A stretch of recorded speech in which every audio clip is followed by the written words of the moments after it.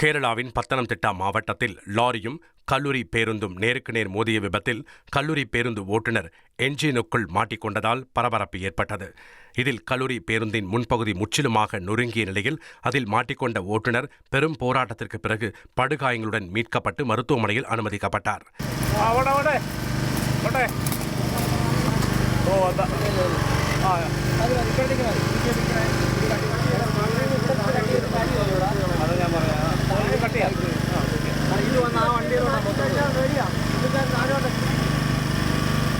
இதில் அடுத்தடுத்து கார் உள்ளிட்ட வாகனங்களும் விபத்தில் சிக்கி நொறுங்கின. லாரி ஓட்டுநர் தூக்க கலக்கத்தில் இருந்ததால் விபத்து நேர்ந்ததாக கூறப்படுகிறது. விபத்து தொடர்பாக வழக்கு பதிவு செய்த போலீசார் தப்பியோடிய லாரி ஓட்டுநரை தேடி வருகின்றனர்.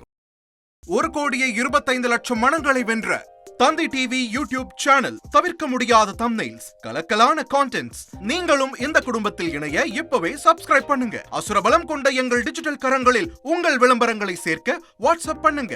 8939888378. Email advtthanditv@dttv.in.